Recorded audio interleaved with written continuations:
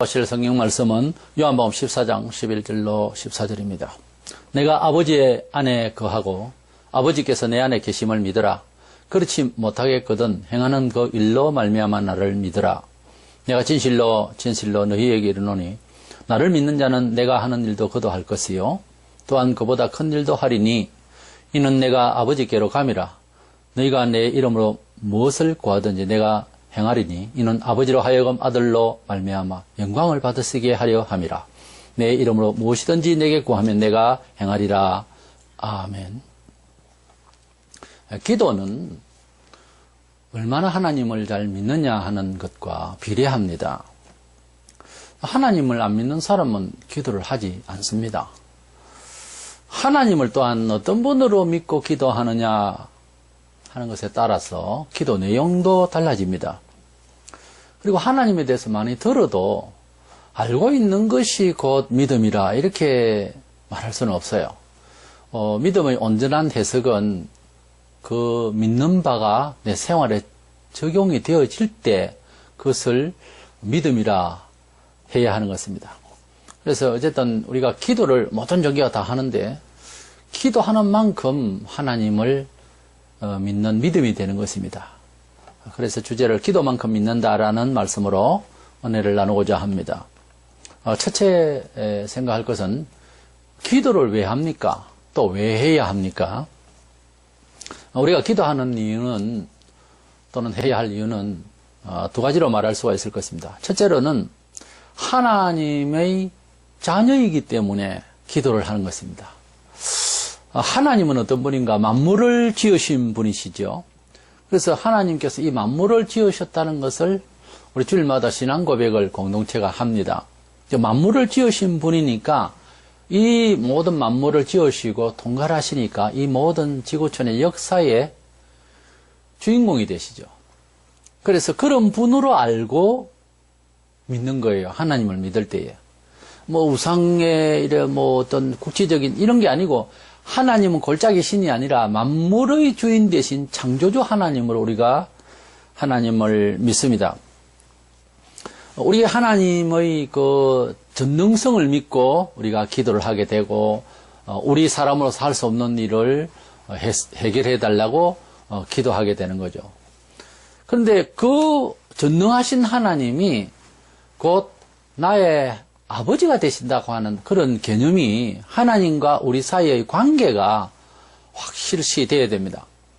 하나님은 우리가 예수 믿기 전에 하늘님 혹은 이런 식으로 이제 두려움, 공포의 신의 대상으로 생각하던 그 생각으로 하나님을 믿는 것이 아니에요. 예수님을 통하여 우리가 하나님을 이제 만난다고 하는 것은 그 관계가 부자지간처럼 하나님을 아버지로 우리가 믿어야 될 것입니다. 우선 하나님을 믿을 때 또는 예수님을 믿을 때 모든 일을 다 해결하실 수 있는 분으로 지구촌의 모든 삶에 대해서 다 해결하실 수 있는 분으로 전능하신 분으로 믿어야 됩니다. 본문 11절 2절에 아버지께서 내 안에 계심을 믿으라. 나를 믿으라. 나를 믿는 자는 내가 하는 일을 그도 할 것이요. 예수님께서 하나님 아버지와 함께 하신다라고 그리고 하나님이 내 안에 내가 아버지 안에 이렇게 하나님과 예수님, 아버지와 아들이 함께 이 세상을 지으시고 전능하시다. 그래서 성부 하나님과 성자 아들 예수님은 그 능력면에 있어서 동격하시다는 거예요. 그런 하나님으로, 그런 예수님으로 예수 믿는 자들이 인식을 하고 깨달아 믿어 의심치 않고 그렇게 이해하고 있어야 됩니다. 예수님은 아버지께서 창조하실 때 가만히 계셨느냐? 그렇지 않습니다. 창세기부터 보면 예수님은 하나님 아버지와 함께 세상을 지으셨어요. 성부, 성자, 성령, 삼위일체 하나님이 세상을 지으셨어요. 그리고 이 세상을 통치하세요. 그래서 우리 예수님이 다만 우리를 구원하시기 위해서 육의 몸을 입으시고 오셔서 구약의 그 헛된 제사 그걸 또 제대로 하면 그대로 쭉 갔을 거예요. 그러나 형식적으로 치우치고 마음은 하나님께 드리지도 못하는 그런 상황이 되자 때가 되어서 하나님께서 아들을 주셔서 아들이 희생제사가 됨으로써 이제는 짐승 잡는 것을 이제 폐지하셨어요. 그렇게 하시기 위해서 예수님이 오셨죠. 구원의 길을 트기 위해서. 그리고 유대인들의 그 제사 방법을 바꾸는 것뿐만 아니라 모든 세상 사람들이 다 예수님을 통해서 이제 하나님을 알고 하나님의 언약을 또 영생을 얻게 하시기 위해서 아들 예수를 이 세상에 주시고 희생을 시키신 거예요. 예수님 무슨 죄 때문에 죽으신 것이 아님을 삼자의 입장에서 성경을 살펴보면 죄가 없습니다. 죽이게 되는 사람들도 심판하는 사람들도 죄가 없다고 그랬어요. 그런데 왜 그렇게 유대인들이 미워하고 했느냐? 예수님은 일반 사람들처럼 사신 것이 아니고 백성들의 죄를 지적하시고요. 그리고 무엇보다 본인이 하늘로부터 왔다, 아버지의 아들이다, 하나님의 아들이다 이러니까 종교가 그 심장이 되는 유대인들에게는 충격이 되는 거죠. 비록 자기들이 외식적인 종교로 타락을 하고 살아도 우리가 믿는 무슨 각처의 각 동네마다 있는 신이 아니고 천지를 지으신 하나님을 자기들의 하나님으로. 그래서 다른 모든 사람들은 이방인이요, 하나님의 그런 혜택을 받지 못하는 사람들이요, 자기들 민족만. 그래서 민족적인 자긍심이 있었어요. 어쨌든 간 하나님은 참 하나님이시다 이렇게 믿는 그들에게는 어디 촌에서 어떤 청년이 나타나서 내가 하나님의 아들이다 했을 때는 아무래도 충격이 갈 수밖에 없지요. 이래서 상당한 충격 가운데서 예수님은 이런 말씀을 하셨습니다. 요한복음 5장 18절에 유대인들이 이로 말미암아 더욱 예수를 죽이고자 하니, 왜 예수님을 죽이고자 했느냐 하면 하나님을 자기의 친아버지라 하여 자기를 하나님과 동등으로 삼으심이라고 그랬어요. 예수님께서 직접 아버지와 나 하나다 이렇게 말씀도 하셨거든요. 그러다 보니까 이 말에 대해서 큰 충격을 받고 미움이 이제 생긴 거죠. 물론 자기들의 하나님을 제대로 믿지도 못하면서 영안이 어두우니까 동네 출신을 바라보고 뭐 나사렛 촌동네에서 무슨 선지자냐 이런 식이었죠. 그러나 예수님께서 누차 하신 말씀도 그렇지만은 사람을 이해하려고 할 때에 그분이 어디 출신이고 뭐 그거보다 무슨 말을 하며 어떤 행동을 하는지를 보고 그 사람의 일인의 그 인격을 먼저 분석을 할 수 있어야지 그 사람이 어느 출신이니까 착해도 어느 출신은 필요 없습니까? 그렇게 할 수는 없는 거죠. 그래서 우리가 예수님을 통해서 하나님께 예수님의 이름으로 기도하게 되고 뭐 구원받을 뿐만 아니라 기도하게 되고 하는 이 내용은 사실상은 이제 예수님을 통해서 우리가 하나님의 자녀가 된다라고 했고 예수님은 하나님과 동등하다 하시니 그 예수의 이름으로 혹은 하나님께 우리가 기도하는 것은 엄청난 어떤 그 뭐랄까요 혜택을 받으려고 하는 그런 내용이에요. 기도를 한다고 하는 것은 우리가 예사로 할 수 있는 대화거리가 아니에요. 전능하신 하나님이 이 땅을 지으셨고 어떻게 살아가는 매뉴얼을 갖고 계시는데 그런 혜택을 받고자 하는 것이 기도예요. 그러니까 예수 그리스도 안에서 기도하는 생활을 한다라고 하는 것은 이런 겁니다. 온 동네방네 사람들이 이제 주인도 없는 땅에서 농사를 해먹고 살았어요. 그래서 뭐 농작을 하는데 여러 가지로 고구마도 심고 배추도 심고 한 해 두 해가 아니고 막 수천 년을 그렇게 이제 하고 있는 거예요. 뭐 큰 변화 없어요. 요즘은 농사도 좀 다른 기술을 개량을 하고 그렇게 하긴 하는데요. 사실 농사라고 하는 것이 그렇게 큰 변화는 없거든요. 어떤 산업사의 이런 기술적인 것보다는요. 그래서 공산품과 달라서 농산물이라고 하는 것은 사실 자연적인 거거든요. 그런데 이제 어떻게 잘 하면은 많은 수확을 올릴 것인가 이런 거는 이제 연구는 좀 하죠. 그러나 대부분 이 농사를 한다고 하는 것은 뭐 하늘만 보고 산다고 하죠.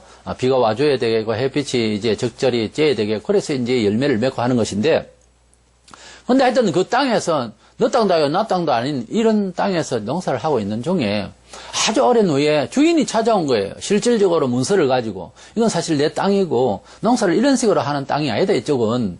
그래서 이쪽은 뭐 산 언덕이 있고 하니까 이건 무엇을 심고 또 이쪽에는 뭘 심으면 좋고 하는 이제 매뉴얼이 다 있는 거예요. 그래 이제 주인이 찾아서 우선 주인이 땅의 주인이니까 우리는 이제 그때부터 땅 주인이 아니고 임시 주인일 거예요. 예. 그 다음부터는 이제 주인이 왔으니까 우리는 소장민이 되는 거죠, 어떻게 보면. 그런데 주인이 오셔서 하시는 말씀, 그동안 내 땅 여러 가지 경작하고 한다고 수고했으니까 내가 너희를 양자로 삼으리라. 자식과 같아 해야겠다. 그게 얼마나 또 감사합니까? 그리고 농사하는 법을 완전 매뉴얼을 주는 거예요. 그래서 이렇게 하면은 30배, 60배, 100배의 수확이 있으니까 이렇게 해보라. 또 정이 안 될 때는 내한테 말을 내가 어떤 식으로든 해주겠다. 이렇게 된 거예요. 그러니까 얼마나 감사합니까? 실제 땅 주인이 원하는 대로 매뉴얼대로 해보니까 경작이 잘 되고 여러 가지 수십 배로 잘 되는 거예요. 그래서 주인이 하는 말이 사실 내 땅이니까 내 것이지만은 9가지는 너 하고 그 중에 열은 내게 주면 또 선한 일에 내가 좀 쓰고 싶다. 내가 너희들한테 받아서 부자가 되고 싶은 것은 아니겠고 그래서 그게 11조예요. 그래서 우리가 하나님께로 기도하고 예수 믿고 난 뒤에는 산다라고 하는 것은 하나님 뜻대로 산다는 말이 바로 기도하며 산다는 말 아니겠어요, 결국은. 그래서 산다는 말은 내가 받은 인생의 터 위에 어떻게 경작하고 어떻게 인생을 건축해 나가느냐 하는 이 부분을 매뉴얼을 새로 받았다는 그런 뜻이에요. 그것을 가시적으로 하자면 성경이 매뉴얼이에요. 인생을 살아가는데 건축을 하든지 농사를 하든지 기술을 보이든지 문학을 하든지 뭘 하든지 간에 성경의 매뉴얼대로 하는 것이 이제 땅 주인이 오셔서 주신 그런 방법이거든요. 그것을 이제 모르는 것은 묻고 배워야 되잖아요. 그것이 성경 공부고 그것이 기도고 그것이 상담이거든요. 그래서 성도가 기도하며 산다는 것은 너무 당연한 이야기예요. 왜냐하면 내가 더 잘 되기 위해서 삶의 방식, 그 매뉴얼을 묻는 거예요. 기도라는 과정이라고 하는 것은. 기도를 하지 않고 산다는 말은 아직도 내 땅이 내가 주인이 되고 내가 사는 삶의 터가 주인이 아직 안 찾아온 거죠. 그 사람에게는. 이미 주인이 와 있는데도 이런 상황이에요. 사실은 이것이 낭만적인 이야기가 아니고 현실적인 이야기예요. 이 지구촌 땅 자체가요 우리 게 아닙니다. 사람이. 우리가 언젠가는 죽게 되면은 땅이고 뭐시고 다 버리고 가야 됩니다. 원래 우리 주인 아니에요. 하나님께서 주인이시고 그 주인 나의 인생의 삶의 터 위에 주인 노릇을 주인으로 우리가 모시고 당신께서 주인이 되셔야 진짜 내가 제대로 살 수가 있는 좋은 길이 열리는 거예요. 근데 아직도 주님을 주인주자 쓰잖아요. 주님을 만나지 않고 사는 삶은 아직까지 자기 땅인 줄 알고 살기 때문에 굉장한 방법이 틀려먹은 거예요. 그렇죠? 세상에는 오만 인생론이 다 나옵니다. 행복론이 다 나오고 따뜻한 데서의 행복론, 추운 데서의 행복론 다 다른 거예요. 동양과 서양이 다르고 하나는 뭉쳐볼 수가 없어요. 맨 거기서 실패하고 거기서 울고 불고 똑같은 이야기예요. 그러니까 경작하는 법, 그 틀을 잘 유지하고 발전시키는 법에 대해서 매뉴얼을 받아서 그래서 살도록 해야 되면 우리가 무슨 기계를 받으면은 갖고 있다가 10가지 기술이 이제 개발된 것인데 한 서너 가지만 만족하고 그거로 삽니다. 근데 사실 자세히 들여다보면은 그 소프트웨어를 만드는 그런 또 기계를 만드는 본래 그 두뇌의 모든 내용은 상당히 좋은 것을 쓸 수 있도록 해놨는데 못 쓰거든요. 못 쓰고 만족해 하는 것은 발전성이 없는 사람이에요. 근데 그 내용을 잘 살펴서 소화를 그 과정은 조금 있지만 하도록 해놓은 건데 그걸 안 하면은 더 발전이 없는 거죠. 그죠? 그래서 우리가 하나님께 기도한다고 하는 것은 우리가 하나님 없이 살 때에는 하나님을 심판하는 하나님으로 저를 생각하거든요. 어느 나라 사람이든지. 그래서 겁이 나가지고 아무 돌보고도 절하고 이렇게 돼버린 그 사람이. 근데 참 하나님, 만물을 지으신 하나님, 우리를 지으신 하나님이 나타나신 거예요. 예수 그리스도의 복음을 통해서. 아니 2000년 전에 예수님이 역사적으로 땅에 오셔서 증명하신 거예요. 그게 사복음서에 예수님 육성이 있지 않습니까? 그러니까 그 사실적인 예수, 사실적인 종교, 사실적인 하나님의 소식을 우리는 듣고 받아들이고 믿고 사는 거예요. 불신자들은 자꾸만 그것을 우상적으로 생각하고 하나의 철학적인 사고로 생각하고 우리를 그렇게 생각하는 우리는 그게 아닙니다. 이산가족이 만난 것처럼 사실적이에요. 그 하나님을 만나서 우리의 인생의 터 위에 어떻게 인생을 구축할 것인가 매뉴얼을 따라서 살려고 하는 것이 바로 기도고 의뢰하는 것이고 묻는 것이고 하나님한테 기도한다는 게 어떻게 보면 상담하는 거예요. 어떻게 할까요? 이거 아닙니까? 이래서 나의 인생관이 바뀌고 내가 살아가고 있는 이 역사가 이제는 새롭게 건설되기 때문에 역사관이 바뀐 사람이 성도예요. 예수 믿는다 하면서 교회는 다니는데 삶의 방식은 똑같이 술 빨고 장사하고 주일도 없고 이렇게 해버리면은 이건 매뉴얼이 없이 산다는 거 아닙니까? 매뉴얼이 없이 기계에 작동하면 오작동만 하고 겨우 한두 가지는 할 수 있어도 100가지를 할 수가 있는데 무슨 기계든지 그렇게 하면은 보기 딱하죠. 그래서 하나님을 기왕이 만났으면은 우리가 하나님의 자녀이고 자녀의 권세를 가지고 누릴 수 있는 많은 매뉴얼을 받아야 되는 거예요. 잠언서 3장 6절에 너는 범사에 그를 인정하라. 그리하면 네 길을 지도하시리라. 범사에 그를 인정하라는 말은 모든 역사, 모든 미래사, 모든 계획에 하나님께서 매뉴얼을 주셔서 간섭해 주시고 방향 감각을 내 일생 이렇게 살았는데 어떤 식으로 사는 게 더 발전적이고 더 축복된 것인지를 물어가면서 살아야 되는 거예요. 그것이 기도다 그 말이에요. 두 번째로는 그 뻔히 알면서도 기도를 뭐 안 된다 할까요? 안 한다 할까요? 잘 안 하기 때문에 명령을 했어요. 아예. 우리도 그렇잖아요. 이래라 저래라 애들한테 이렇게 가르치다가 자꾸 말을 안 들으면 명령을 하잖아요. 너 이렇게 하면 너 맞는다 이제 나가죠.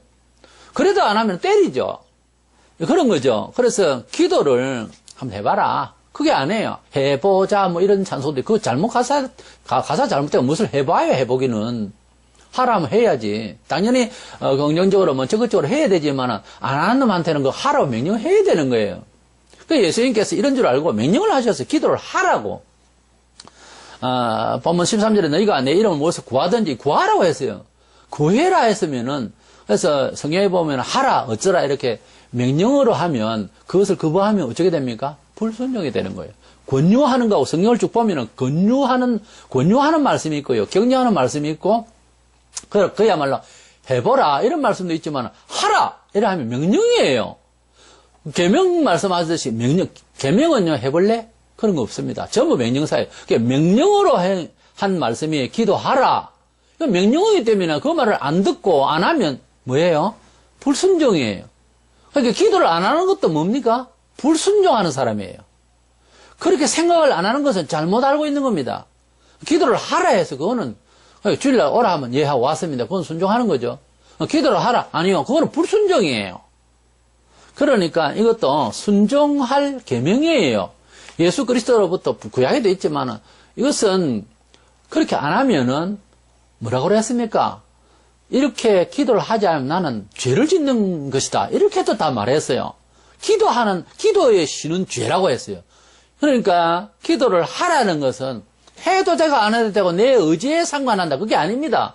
순종해야 될 부분이에요. 이거는 명령입니다. 하나님의.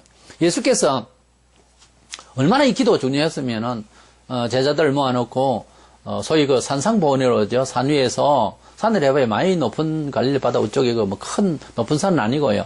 그 산에서 이제 여러 사람을 앉혀놓고 복된 말씀을 주셨다고 산상보훈이라고 그렇게 보배 같은 말씀이라고 해서 산상보훈 혹은 산에서 봐도 산상수훈이라고도 하는데요. 그 팔복이라도 하고 8가지 복을 해보면 팔복이라도 하고 그 말씀대로 살면은 참 좋은 내용들로 이렇게 주셨어요. 그것이 마태복음 5장, 6장, 7장에서 긴 설교를 가르침이 있습니다. 이것은 신약에 모세가 받은 율법이라고 할 만큼 그렇게 구약의 율법이 있다면 그것은 모세가 시내산에서 받았죠. 신약은 감난산에서 그 갈릴리 위의 산에서 소위 그 팔복의 말씀을 주셨어요. 그래서 팔복은 신약의 황금률이라 그렇게 말합니다. 이 복된 말씀을 쭉 하니 주셔서 우리가 그렇게 살면 축복하시리라고 하는 그런 언약들을 쭉 주셨어요. 그랬는데 6장, 7장 3분의 2는 그 가르침에서 3분의 2는요. 기도를 하라고 했습니다. 왜냐하면은 기도는 따로 한 것이 아니라 그 연결해가지고서 그렇게 성도다움의 삶을 살기 위해서는 기도가 필요하다는 거예요. 우리 경험이 그렇거든요. 아무리 좋은 뜻이라도 기도가 필요한 거예요. 불신자들도 어떤 그룹을 정하고 어떤 계획을 가졌으면 그 계획을 이루기 위해서 이제 기분을 업시키려고 그렇게 이제 규합회라든지 이런 거 있잖아요. 마찬가지입니다. 우리가 하나님의 뜻을 이루기 위해서 모든 게 그렇잖아요. 이론은 설정되어 있지만 그것을 이루어 나갈 수 있는 심령의 각오와 그런 어떤 힘이 있어야 그 마음의 힘을 가지고 일을 해나가는 것이지 뻔히 보고도 못 움직이는 것이 사람이에요. 사실 등산이 몸에 좋다 사실거든요. 그게. 그건 등산 하도 안 하는 사람을 등산하자고 이제 여러 가지 등산이 좋은 점에 대해서 이야기를 합니다. 상당히 듣기가 좋고 기분이 업돼서 당장 내일부터 이제 등산을 하리라 그러는데 참 그게 힘들거든요. 그래서 어느 정도 이렇게 움직이지만은 좀 올라가다가도 다 못 올라가요. 그런 그게 있는데 그러나 이제 우리 마음을 키워서 좋은 점을 닮아서 실행을 하려면은 어차피 마음의 각오와 다짐 이런 게 다 필요한 거예요. 그죠? 그래서 하나님의 뜻이 참 좋지만, 듣기 참 좋지만은, 실행을 한다고 하는 건 또 다른 문제예요. 그래서 실현이 되지 않으면은, 하나님 뜻이 아니었기 때문에가 아니고, 내가 혜택을 못 받는 거예요. 제일 입장이 올라가서 다 자신인 거예요. 그래서 그것을 위해서는 기도해야 일이 되어집니다. 왜냐하면 하나님은 요한복음 4장 24절에 영이시라고 했기 때문에 우리가 하나님의 자녀라고 하면은 결국 어떻게 됩니까? 우리 존재가 영적인 자녀라 이 말 아닙니까? 그러니까 신령한 삶의 가치가 있다는 거예요. 그 신령한 삶의 가치가 눈으로 이렇게 성문화되어 있는 것이 성경이에요. 그러므로 성경을 읽으면은 생각이 자꾸 다르게 됩니다. 일반 서적은 평면적으로 읽으면 그만인데 이 성경은 생각을 좀 더 바꾸지 않으면 계속해서 깊이 들어갈 수가 없어요. 왜냐하면 신령한 말씀이고 생명의 말씀이기 때문에 보다 근원적인 말씀이고 하늘의 말씀이고 하늘이 땅을 지배하는 하나님이 지배하시는 통치력이 들어있기 때문에 그래서 어려운 거예요. 얼른 어떤 건 이해가 안 가요. 무슨 말인지. 아무래도 처음부터 이해가 간다는 건 거짓말입니다. 이래서 그것을 이해하고 영적인 인도를 받으면서 현실화하고 이래서 신령한 영적 인도를 받으려면 고린도전서 2장에 말하듯이 성령의 인도를 받아가면서 하나님의 뜻을 하나님이 어차피 영이시기 때문에요. 그래서 영의 자녀가 됐기 때문에 신분상 삶의 처술이 이제는 단순한 게 아니에요. 머리나 뭐 이런 지식가지고 될 수 있는 부분은 아니더라는 거죠. 거기에 이제 소위 말하면 종교적으로 사는 거예요. 유대인들은요, 사실 국가적으로 살아가는 그 체제가 종교 체제였어요. 지금 그리스도 안에서 예수 믿는 사람들도 마찬가지입니다. 정신적으로 세상의 법도 있고 따라야 되지만은 그 공동체가 사회 살아가는 데는 원만하게 문화생활을 해야 됩니다. 세상 법도 있고. 그런데 거기에 더 큰 중심으로 살아가는 세상이 터치하지도 않는 많은 일들이 우리에게 있잖아요. 개인적으로들. 이것을 어떻게 처리해 나가느냐는 것은 하나님께서 성령으로 인도해 주시고 하나님의 이미 주신 말씀을 통해서 이제 처신해 나가는 거예요. 이것은 어떤 면에 있어서 신령한 겁니다. 이것은 하늘나라에 가서 살 그 양심으로 세상에서 투영하는 거예요. 그러니까 그리스도의 삶을 혈육이라도요 갑자기 바꾸면은 그리스도의 삶을 이해 못해요. 이해 못하니까 핍박을 하는 거예요. 그러니까 이해를 이쪽에서 해주는 거예요. 주여 저들이 알지 못하고 나를 치니 저들을 용서하소서. 그렇게 되는 거예요. 이해를 못하고 그러거든요. 우리는 이해를 하고 있고 이것이 신령한 사람과 육의 사람의 차이점이니까. 그죠? 그래서 핍박이라는 개념도 무식한, 몰라서 그러는 거예요, 그게. 그러니까 이해를 하고 있어야 되죠. 참다가 안 되면 성도 나지만은 일단은 참아야 되는 거예요. 몰라서 그러니까. 알고도 그런다면 가만히 안 놔둬야 되겠죠. 근데 하나님께서 가만히 안 놔두시겠죠. 하나님의 자녀가 되었다라고 하는 것은 전능하신 하나님의 자녀라는 말이요. 또한 영의 자녀라는 말이요. 이런 개념이 분명히 우리에게 서 있어야 됩니다. 그래 하나님은 예수 그리스도를 통해서 하나님 자녀로 이제 삼으신 것은 한 방에 끝나는 거예요. 단번에 끝나는 것이 좀 두 번, 세 번 봐가면서 자식 삼고 그런 거 아닙니다. 자식 삼았다가 버리고 이런 건 아니에요. 절대. 근데 문제는 우리가 기도를 하지 않아야하고 하나님 뜻대로 메뉴대로 살려고 하지 않는데도 그냥 떡 주시고 밥 주시고 뭐 다 하느냐? 아닙니다. 에스겔이 이제 이스라엘 백성이 바빌론에 잡혀가서 고생하고 훈련받고 징계받고 그래서 새롭게 이제 수련받아서 다시 돌아오게 하고 하는 이런 프로그램이 하나님이 작정을 해서 하도 죄가 많으니까 독한 바빌론에 보내서 훈련받게 하려고 한 70년 동안 우리는 일제 36년을 했습니다만 꼭 그런 건 아닌데 훈련을 받고 돌아오기까지의 프로그램이 있었어요. 이것을 에스겔에게 주어서 예언하도록 했습니다. 그때 에스겔서 36장 36절 7절에 보면 이방 사람이 나 여호와가 무너진 곳을 건축하며 황폐한 자리에 심은 줄을 알리라. 이스라엘 백성이 가고 성전은 깨어지고 그러나 나중에 돌아와서 성전을 다시 건축을 하게 되고 하는 이런 것을 보면서 이방인들이 과연 이스라엘의 하나님이로다 하고 말하게 될 것이다. 이 말입니다. 이것은 진짜 상당히 희망적인 메시지죠. 37절에 주 여호와께서 이같이 말씀하셨느니라. 그래도 이스라엘 족속이 이같이 자기들에게 이루어주기를 내게 구하여야 할 것이라. 하나님께서 당신의 택하신 백성을 결국은 돌이키게 하고 성전 새로 짓게 하고 바빌론에 돌아와서 이방 사람들이 봐도 과연 하나님이 살아계셔서 이스라엘 백성을 도우시거나 하는 것을 다 알게 되고 너희들을 돕겠지만은 그래도 그렇게 이루어지도록 기도를 해라고 했어요. 그러니까 우리가 예수 안에서 하나님을 알게 되고 이제 믿게 되어서 천당 가게 됐다. 그다음부터 사는 건 내 알아서 그게 아니고 하나님이 나를 도우신다라고 언약은 했지만 그래도 기도를 해야 된다. 예수께서 죽으시고 부활하시게 됩니다. 예수님 자신이 먼저 알고 계셔야 되고 알고 계셨어요. 그리 또 말씀하셨어요. 그래도 기도를 했어요. 우리가 예수의 이름으로 이 세상을 승리한다고 약속을 받았어요. 그렇기 때문에 이겨야 되지요. 그래도 기도를 해야 된다고 했어요. 기도 외에는 다른 이유가 없느니라. 약속은 되어졌고요. 이미 승리를 보장은 했지만 그래도 기도를 해야 된다고 했어요. 기도를 하지 않으면은 그렇게 약속이 되어져도 가만히 있는데 되어지는 일은 없습니다. 그래서 그래도 기도를 해라. 이 말이 상당히 중요하니까 우리가 하나님을 알 때 논리적으로만 이해하고 가만히 있으면 저절로 되는 것 같은 이런 것은 상당히 오해고, 그래서 하나님 앞에 열심히 기도하는 것이 믿는 바를 실제 믿으려고 하는 거예요. 그게 태도가. 그냥 하나님 해주겠지 뭐 그렇다 하더라. 그건요 게으름이에요. 그건 마귀가 다 뿌려놓는 그런 게으름이에요.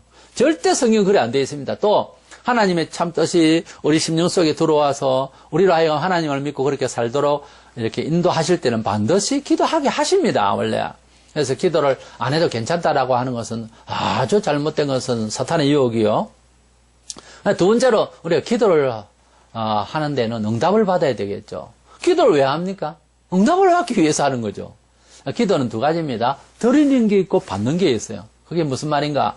사실 기도라는 것은 하나님하고 소통한다는 뜻인데 원래는요 호흡한다는 말이에요. 하나님 앞에 무엇을 드리며 하나님도 기뻐하시고 서로 이제 소통된 건 아닙니까? 마치 손주가 뭐 만나는 음식을 사주거나 또 이제 인형을 사주거나 하면은 이 손주가 어린 것이 할아버지 품에서 기분 좋다고 뭔 말을 합니다. 그러면은 내가 그 마음을 받죠. 그래서 상당히 할아버지로서 기분이 좋은 그런 감정을 받게 됩니다. 하나님께서 저에게 주신 은혜, 또 비록 지금은 뭐 이 세상에 돈을 가지고 명예를 가진 사람보다는 외형적으로는 부족하지만은 참 감사하고 할 일이 많았습니다 하고 하나님께 감사하고 아뢰며 이렇게 제사를 드린 것이 예배 아닙니까 지금? 그래서 예배를 받으시면서 하나님이 기뻐하세요. 즉 예배의 중심이 뭡니까? 감사입니다. 하나님께로 나아가는 사람은 감사로 가고 하나님께 나아갈 때는 빈손으로 나간다는 말이 꼭 뭐 흥금동원을 가져가라 이 말이 아니고 감사의 마음을 가진다는 거예요. 하나님께 나아가는 거는. 그런데 그 감사의 제일 첫 그림이 보면 창세기에 가인과 아벨이 제사를 드리는 게 나오죠.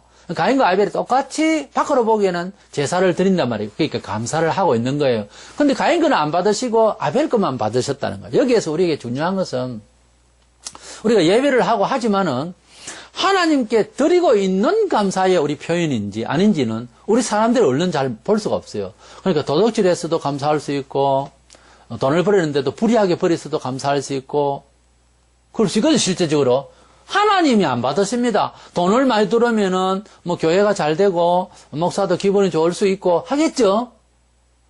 그러나 그게 아니라는 거예요.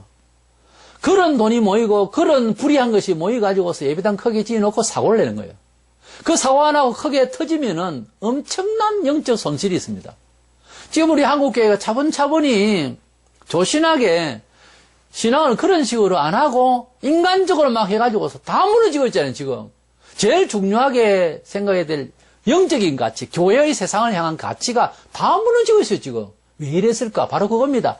받지 않으실 예배의 형식을 한다든가, 받지 않으실 감사를 한다든가, 엉뚱하게 했다고 말이에요. 그래, 분노 안 하고 싸우고 하는 것은 가인 보세요. 하나님이 안 받으시는데 사람하고 싸우잖아요. 지금 우리 한국교회 사회가 그렇잖아요. 원인이 어디 있기는요. 하나님 앞에 예배를 잘못 드려서 그렇죠. 감사를 잘못하고 있어요. 뭔가 좀 잘 못 드리는 감사란 말이에요. 기도를 해도 뭔가 잘못 기도를 하고 있는 거예요. 두 번째로는 기도는 이제 받는 거예요.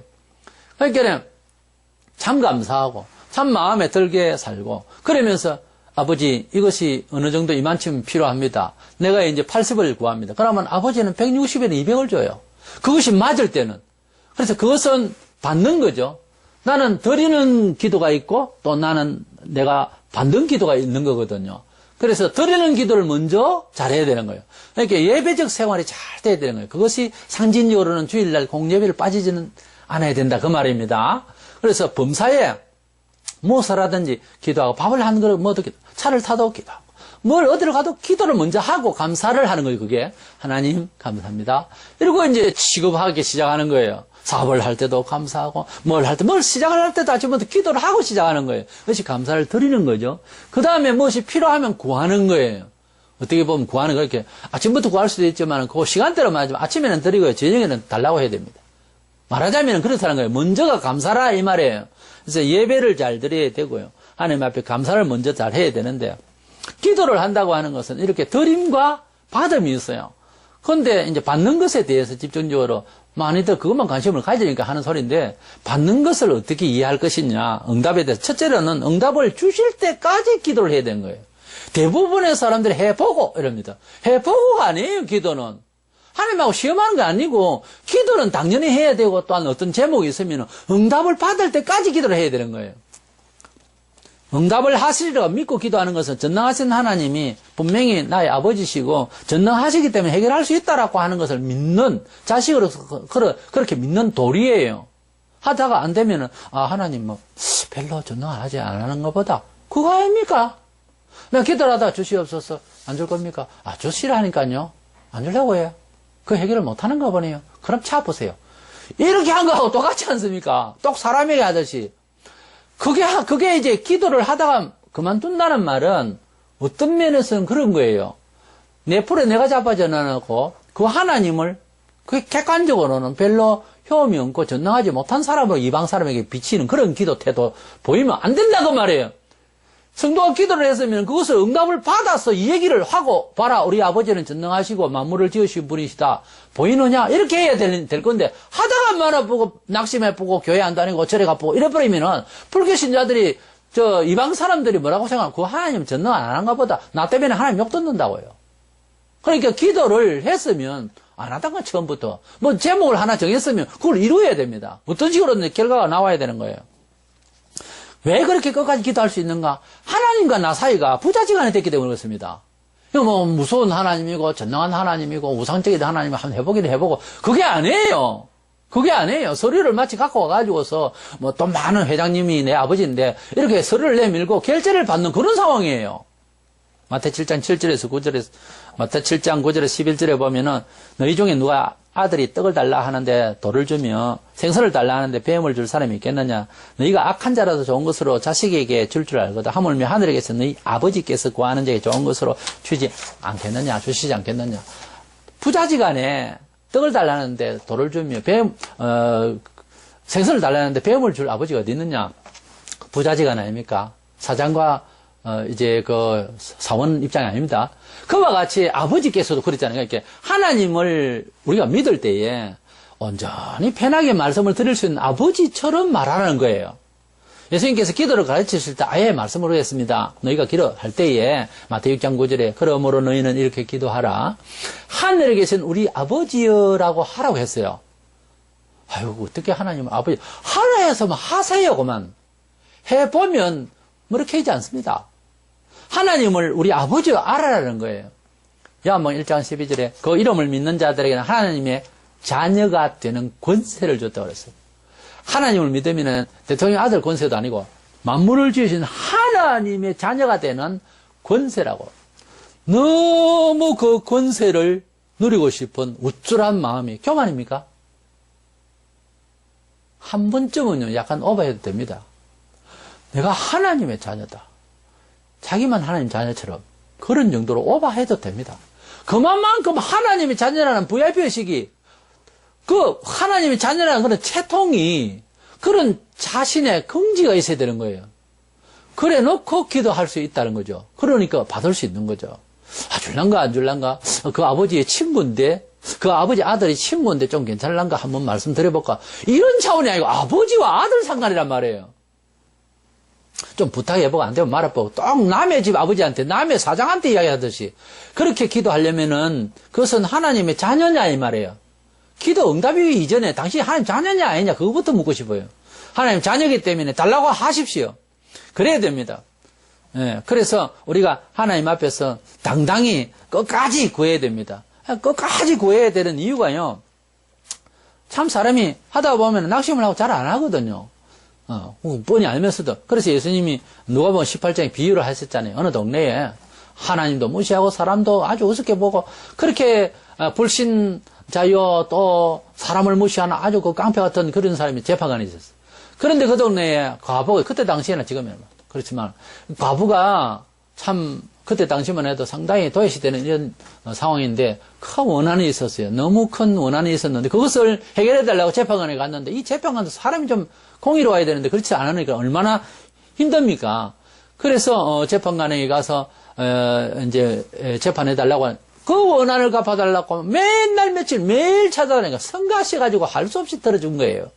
그와 같이 택하신 백성들이 주야를 구하면 안 들어주겠냐 아버지께서 예수님이 그렇게 말씀하셨어요. 그렇기 때문에 이렇게라도 말씀을 하시는데 우리가 기도를 안 한다고 하는 것은 뭐 바보도 아니고 멍청이도 아니고 귀를 꼭 막고 살 겁니까?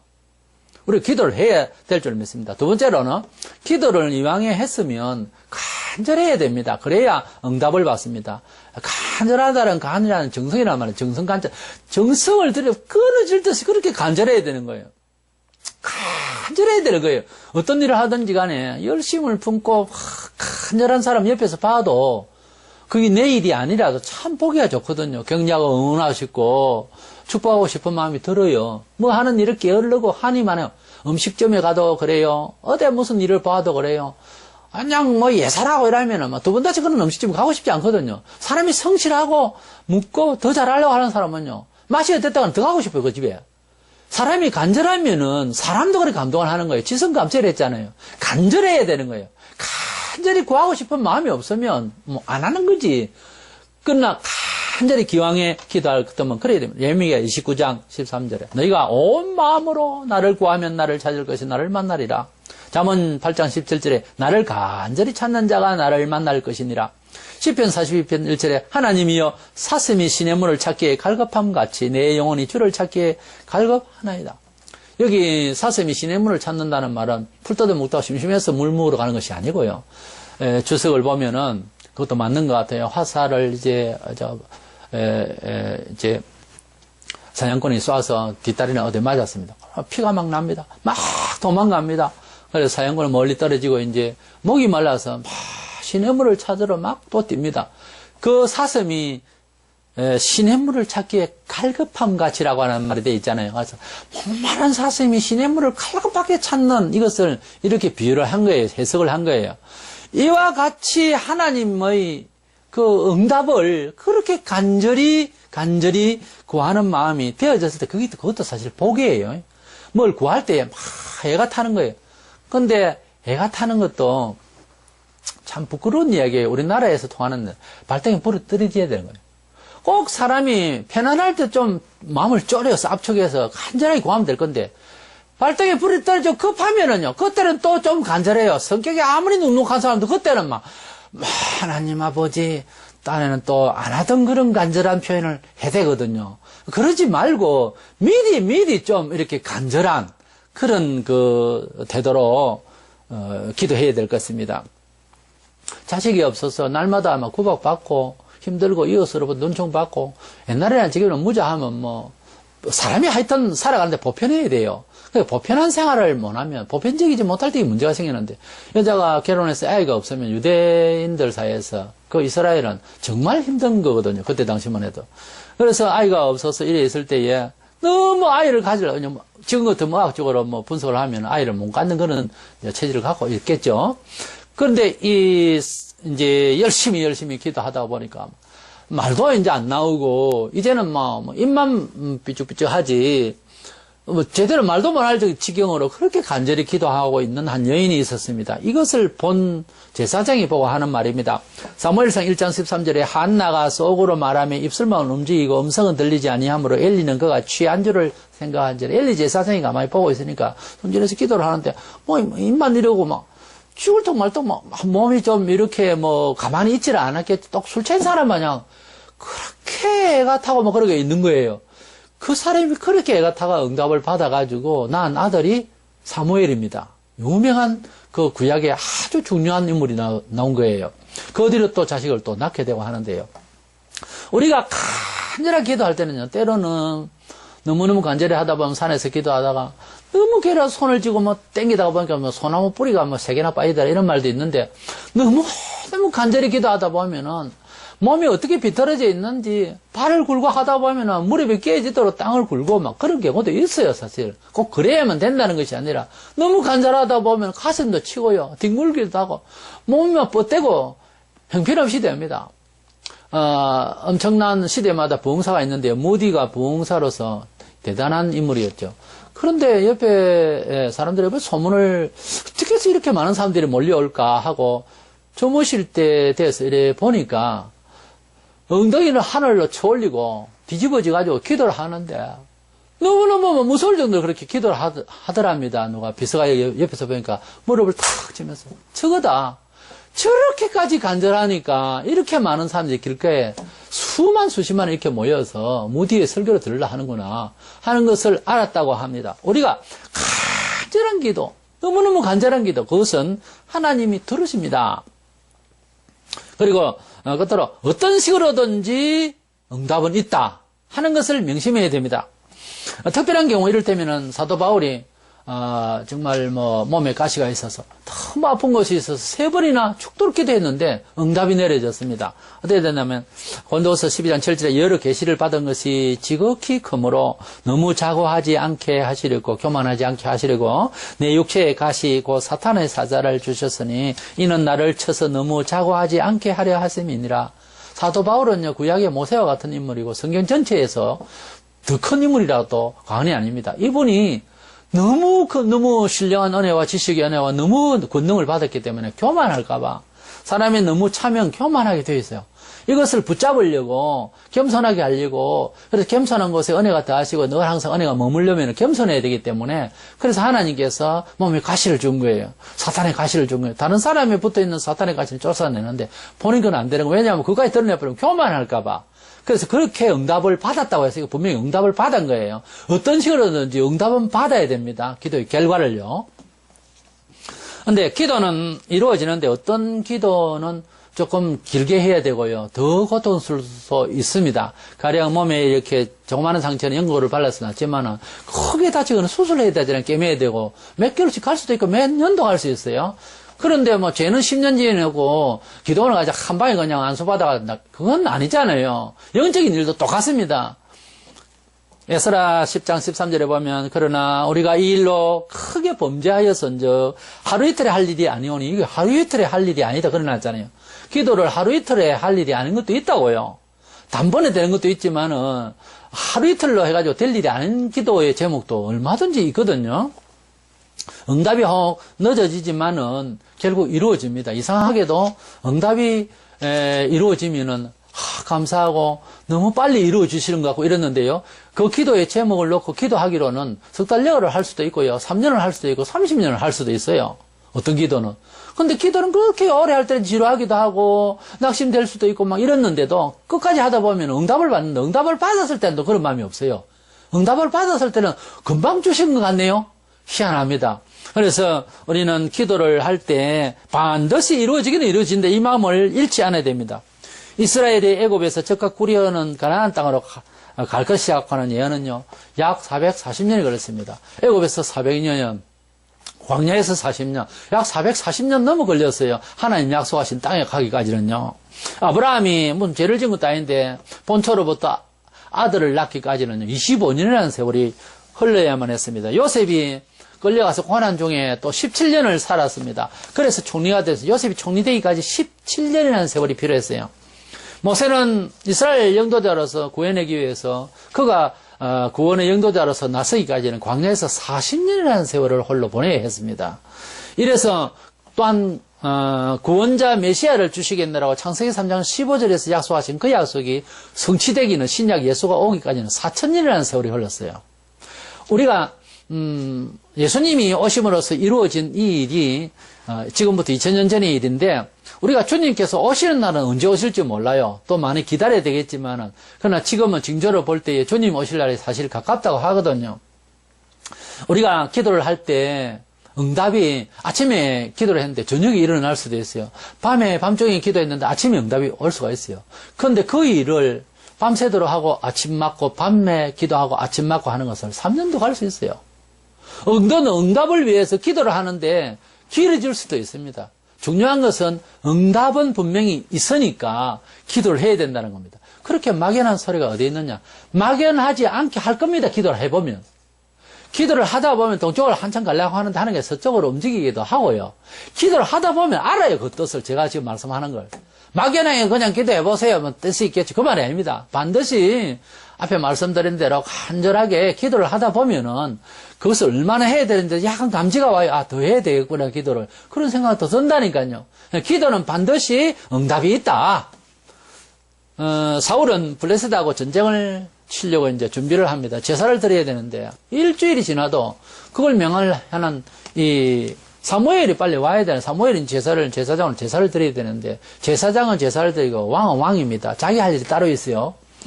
교회에서도 항상 보면은 그 자기 할 일의 몫이 따로 있는 거예요. 너무 장로가 할 말을 집사가 해버리면 뭐합니까? 그래서 자기가 할 일이 있고 각각 은사가 있고요. 팔에 있고 다리가 있고 눈이 있습니다. 자기 할 일에서 자기만 잘하면 돼요. 그럼 잘 조화롭게 돌아가게 되어 있습니다. 그런데 사무엘을 기다리지를 못하고 전쟁은 치어야 되고 초조해가지고 오면 자기가 오면 제사를 지내버렸어요. 그걸 지내놓고 나니까 이제 사무엘이 이제 온 거예요. 그래서 사무엘이 무슨 마음이 들겠어요? 그래서 사무엘상 13장 12절에 부득이하여 번제를 드렸나이다. 사울이 이렇게 말합니다. 부득이하게 제사하는 거 아닙니다. 제사는 기쁜 마음과 감사하는 마음으로 집행자가 그러니까 제사를 드리는 제주가 말이죠. 누구냐가 아니 중요한 거거든요. 부득이하게 드리다니요. 예배를 부득이해서 합니까? 이거 안 되거든요. 처음부터 잘못한 건 이제 고백을 들어보면 알잖아요. 할 짓이 아니었어요, 자기가. 그래서 사무엘로부터 형벌이 예고되고 그럽니다. 그래서 그런 벌 받고 말았는데요. 제사를, 예배를 부득이하게 드리는 게 아니에요. 기다리려고 그거까지 기다려야죠. 그러나 기다렸다가 이제 전쟁에 져면 하나님, 내가 제사를 기다린 것이 뭐가 잘못됐습니까? 말을 할 수가 있어요.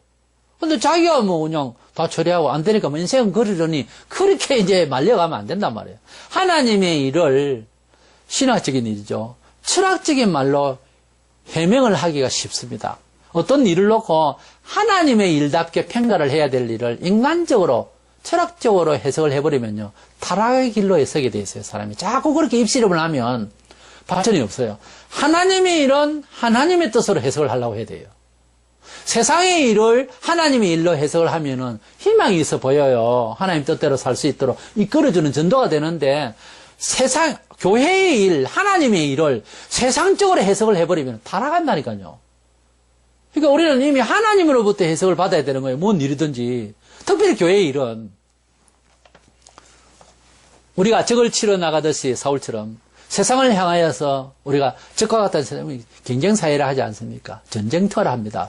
사실 이 삶의 틀을 나아갈 때에 제사를 바로 드리란 말이에요. 법대로. 즉 하나님 앞에 예배를 바로 생활. 그러니까 오늘 주일과 예배를 하고 월요일부터 돈 벌어 나간다는 거죠. 말하자면은 주일 예배를 거꾸로 하고 부득이해서 뭐 마음대로 하고 그냥 뭐 대충 하고 돈 벌어 나간다. 아니 주일 아예 돈 벌어 하는 사람도 있어요. 이게 사울 왕이 하는 짓이요. 적과 같은 세상을 이길 수가 없다니까요. 그렇게 살면은 금방 크면 돈이 될 것 같아. 안 됩니다. 안 돼요. 어떤 사람 되고 어떤 사람 안 되고 아닙니다. 절대로 안 되게 돼 있어요. 그렇게 살면. 응답을 기다리는 참 바른 제사, 내용 있는 제사, 원칙적인 제사, 원칙적인 예배를 제대로 드려야 되는데 말세가 되면은 주님이 오실 때 되면은 기도를 안 한다고 그랬어요.